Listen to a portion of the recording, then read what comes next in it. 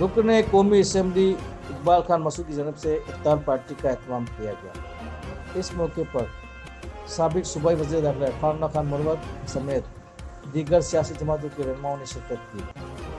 इकबाल खान मसूद ने कहा कि रमज़ान मुबारक हमें प्यार मोहब्बत का दर्ज देता है और इस मौके पर इरफान खान मुरवत ने कहा कि रमज़ान मुबारक हमें प्यार मोहब्बत का दर्ज देता है।